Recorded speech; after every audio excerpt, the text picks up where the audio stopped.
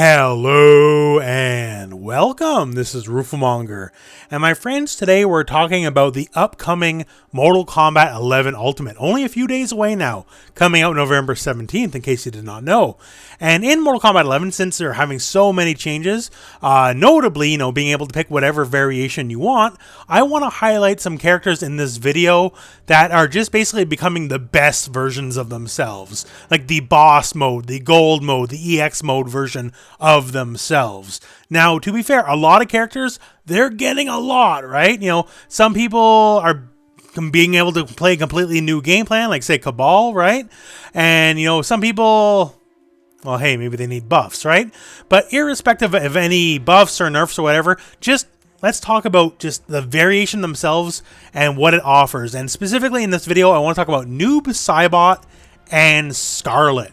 So we're going to start with Noob, and hopefully if I did this correctly, there's timestamps so you can skip around. But I want to talk about how Noob Saibot and Skarlet are basically becoming just incredibly much more powerful versions of themselves, just simply through changing a few moves around. Once again, don't know the balance changes, we'll know soon enough, but you don't need balance changes, just a couple small move changes, just shifting around what you can do, makes these characters have a whole new lease on life.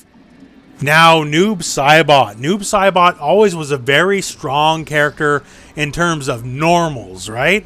When it comes to normals, man, he's got some of the best in the game. He's got one of the best down 4s because the range is really, really good. He's got one of the best down 3s and has really awesome jailing capabilities.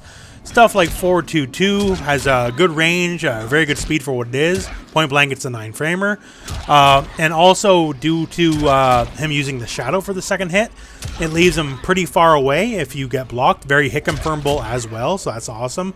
So normals-wise, really good. Back 3, man. For how fast it is and the range, and it's a low, also very good. But yeah, so now let's talk what the variations have to offer. We're going to mention the slide, don't worry. Slide's a big part of this, right? But first I want to talk about the combo extenders here. EX Teleport and Sickle Snag. So one of the things I've seen a lot of people very excited for in Mortal Kombat 11 Ultimate with the custom variations is now you can have both combo options for Noob Saibot. So EX Teleport worked great with stuff like 113, and then you can re-combo. 113 also doing a lot of damage for a string starter, by the way. And stuff like, say, 4221, right? 4221 works awesome with Sickle Snag. Recombo, fantastic. So if you were running whatever variation had one or the other, certain strings lost their appeal, right? 111, not very good for Sickle Snag. 4221, not really working with Teleport, right? You can get both with 212, but 212, since it launches, it has its own problems, and it has its own problems. Let's leave it at that for now, right?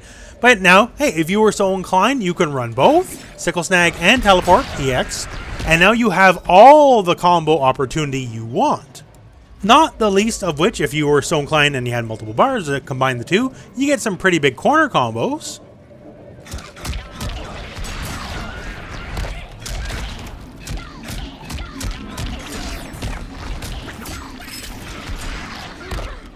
Hey, that's a pretty good chunk of change, right? That's close to 50%. So yeah, if you're looking for the big boy damage, you don't even have to do the ultra hard combo routes anymore because he's got a lot of them. That was easy peasy. That was not difficult at all. So if you're just looking for big time damage, Custom's got it for you. But now let's talk Slide and how it fits, just kind of the missing piece of the puzzle. So Slide is basically his best special.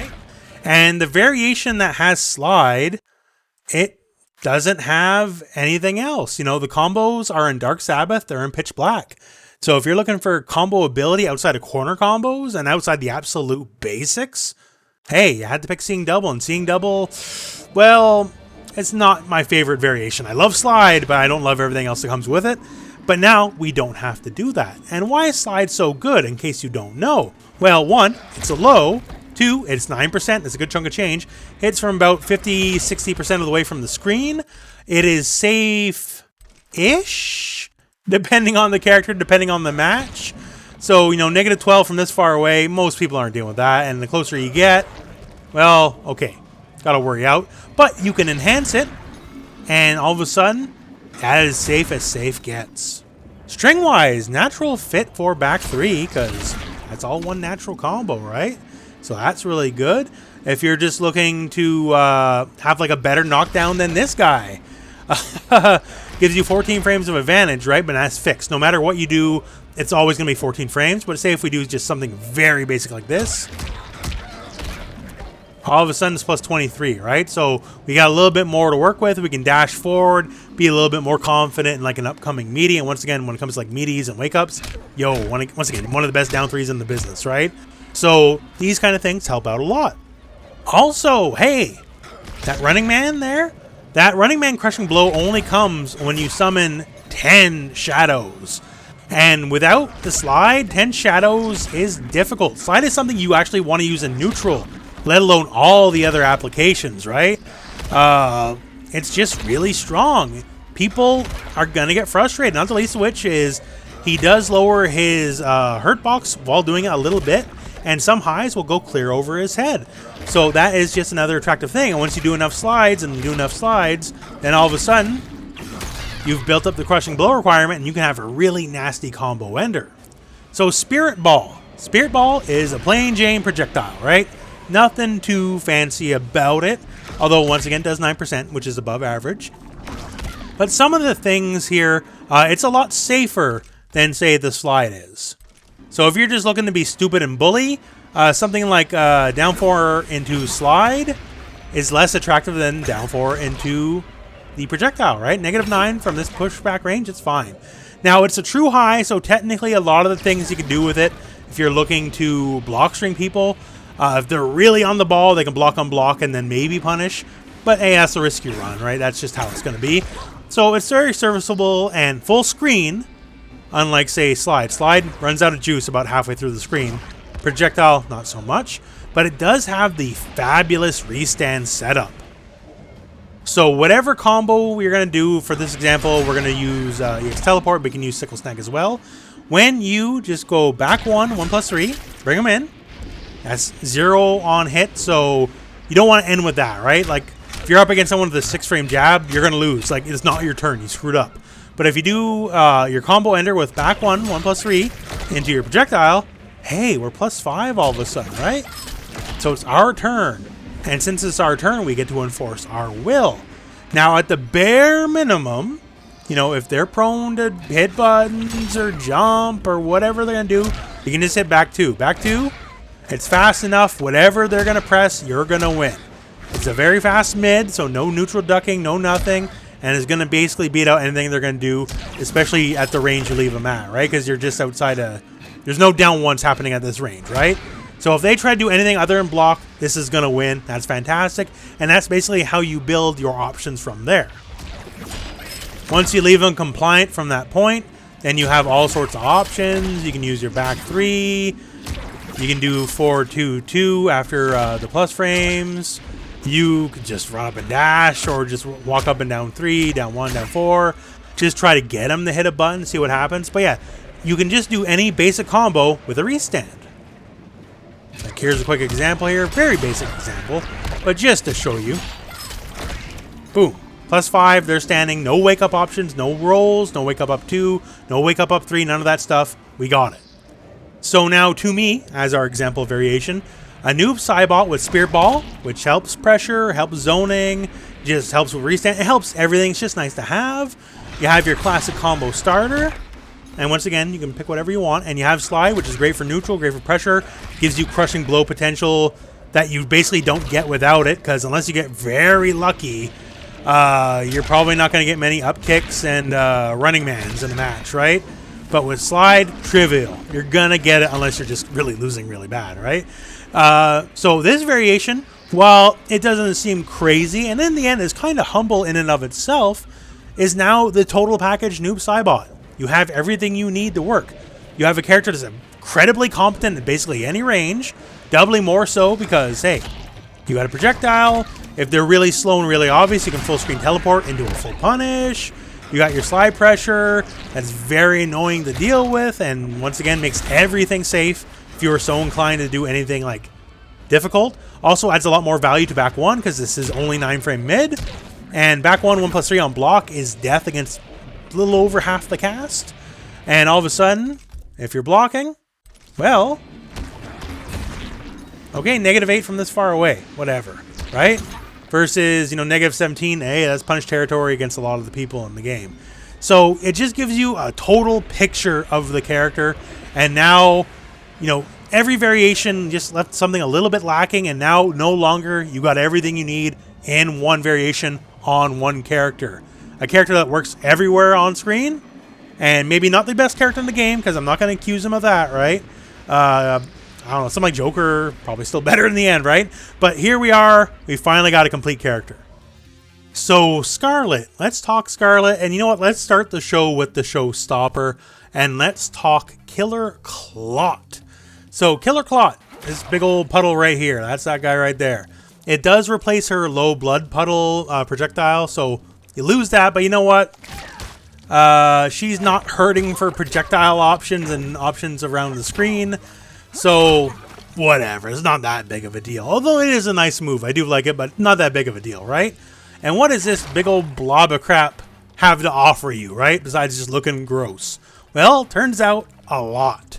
So Killer Clot is not in any of her competitive variations, so it just sits alone and unused, and this move alone gives her a lot to work with because it is both wildly defensively and offensively strong. So when you do it, if they're close enough, hey, there you go, it attaches to them, right? It's not a hit, it's not something you can avoid or flawless block or whatever. When it's on, it's on. It's really all there is to it. And if you're playing Skarlet, you know, Skarlet style, I guess, if you want to say it, you chuck it in front of you, you do your annoying crap, they're going to want to work their way in. And when they work their way in, more than likely, they're going to get near it. And when they get near it, as long as it's close enough, it automatically attaches itself. So there you go. And what does it do when it's attached? Well, it does a lot. So first up, and this is a big one, you can't use bar anymore while this is on. Doesn't matter if it's offensive bar, doesn't matter if it's defensive bar, you cannot use bar. So this is what I'm talking about when it's offensively and defensively strong. So if I got this on you, well, one, when you're in neutral and, you know, you're still flitting around, if you're trying to do like an enhanced projectile or something to beat Skarlet, you know, just to stop her from, you know, doing all of her zoning shenanigans, right? You can't, because you're not allowed to burn the meter. Those options are gone. And once again, offense and defensive bar. So any special moves that use your defensive meter as well, cannot use them. Now, so you can't do your fancy offensive moves, and once again, defensive bar, can't use it. So meaning, if I get a combo on you, right? If I get the old classic 2-1-2 on you, I know you don't get to break. You can want to break all you want. You can mash it all you want, right? But do you get to break? Well, no. Do I get to drop the combo while I'm talking? Of course, that's how it happens when I'm making videos. But yeah, you don't get to break the combo, so your bar is locked out. And now the beautiful part is, you can't use special moves either. Now, when I say you can't use special moves, I guess I need to clarify that just one notch here. You can't use special moves in a combo anymore. You can't do it at all if they're already being hit. So if I got the bot here set up here, playback, I got it on me. I can do a special move, right? I can toss my little bug, I can do Widow's Kiss, all that stuff. But now, say, haha, I got you. Combo time, Widow's Kiss. Oh, it's not coming out. Now, if I hit you while I don't got it on, sure, I get my combo, right? But if I get this on me at all, and haha, I got you, well, turns out I don't get much at all. So it really just nerfs my capability. This is another aspect of why I say it's defensively strong and offensively strong. We'll talk about in a second here. But defensively, while it's up, if you get got, which, you know, you don't want to, but if you get got, what's the big deal? All they can really do is just whatever the string is. That's it.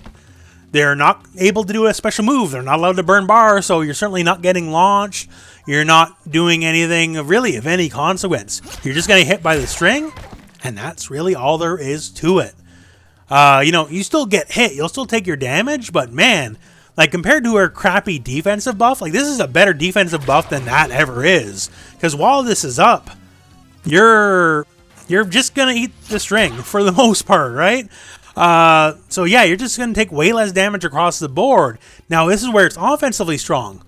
Because now you know your ability to be punished, while it's not zero, But your ability to take damage is definitely lessened while it's up. You can kind of play a little stupid in that, well, you know, what's the worst that's going to happen? You know, they can still fatal blow you, yes, right? Because, you know, that doesn't take meter.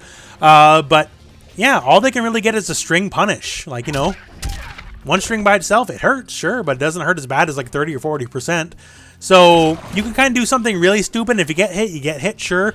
But the consequence for getting hit is about as low as it can be in this game because they can't use special moves. So coming off Killer Clot, we just talked all about it here. Just some other stuff like, hey, you can use Blood Port in any variation, right?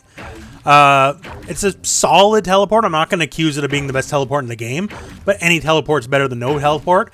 And some characters, they don't have to respect the way Skarlet zones. A lot of characters, yeah, you got to deal with it, sure. But some characters, not so much, right? So for the characters that don't, well, then you always have a different way of, you know, just a different avenue of movement. Because you can teleport, and of course, you have far teleport, you can teleport in place, you have close teleport, all that. Those options are still there, even if they aren't as strong as they used to be back in the day, because, you know, now they take defensive bar. But you can do it if you want to. And say if that was our variation right there, right? So we got Killer Clot, which is amazing and shuts down a lot. We got a heck of a lot of movement with teleport, so we got a third option. What should we go for? Well, we have the trio of the back-forward fours. So right now I have Retribution, which is the one she can't currently use in a competitive variation as of the time of making this video. And what's really interesting about it is, well, one, it combos from stand 4-4, and stand 4-4 is like the biggest deal. Permit me to go off topic for a second here. We're going off script, I guess.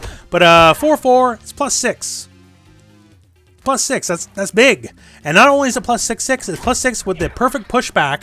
So you don't have to deal with like down 1 wars, right? So it's +6, and then immediately you got to deal with 4-2. You got to immediately deal with back 3. You have to deal with like all of her awesome range options, forward 4. Like all these moves are 13 frame, low mids. So you're not winning out. If you do anything but block, you're going to lose from these ranges, right? So it just helps establish a lot of pressure because it's your turn, and that's awesome. Now, that all said, 4-4 goes into Retribution. So you got to aim it. Retribution is an aimable move, so close, medium, far, very far, right? Boiling Point, which we'll talk about in a second here, doesn't. So Boiling Point, while it does the most damage, it does not go into this. And Retribution, it does. And what the big thing here with Retribution is it is indeed a restand. Boiling Point, not so much. Cell Siphon, yes, also restand. But it's a restand that leaves you at +7 if you don't EX it. And once again, with a lot of strings here, +7. Now you got to deal with the same deal here. You know, back 3, 4-2, all that kind of shenanigans. You're not allowed to challenge and hit buttons because you're so plus. So that just kind of really helps the pressure game. You get combo ability. You know, a lot of the strings work from it. 2-1-2, unfortunately, is a little difficult with it. Like the traditional 2-1-2 route of like 2-1-2, 2-1-2, mini dash 4-4. It will connect, but only with the most perfect timing. Versus Cell Siphon versus Boiling Point, which is fairly lenient. This, you need the most perfect timing for it, unfortunately. You can just do this instead, and honestly, you're not giving up much damage if you do, and it's still over 30%, so that's something, but just keep in mind there. But yeah, it works off 4-4, leaves you +7 if you don't enhance it, and at a lot of ranges with a lot of strings, that's exactly what you want, because it leaves you in the danger zone for a lot of your more prominent normals and strings. That's awesome. And if you do choose to enhance it, just FYI, this leave you at 0. So it's basically, do you want positioning if you're closer, or do you want damage? And it is a full screen low, once again, because it's aimable, so you always have that working for you. And character to character, it can be difficult to punish because there's a lot of pushback. Yes, -18. Some people, that's very easy at this distance. Some people, not so much, right? So, match to match. Boiling Point is your strongest move, like, pretty much period. You can do a lot of damage with it. Like, let's take a little trip to the corner, just to give you an example of some very un-Skarlet damage.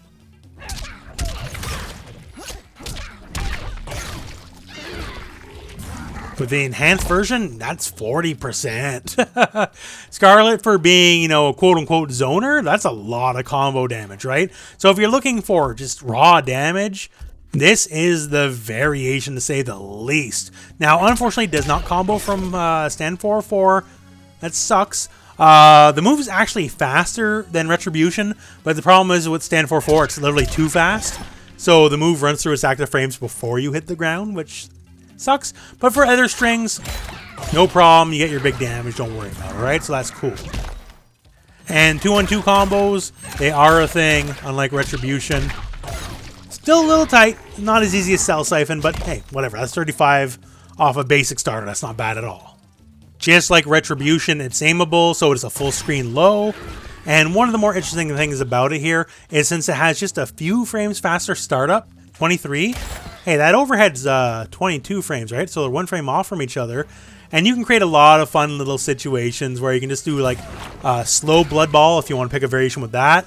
And while it's just going over someone's head, you can basically force them to guess between the overhead and the low, right?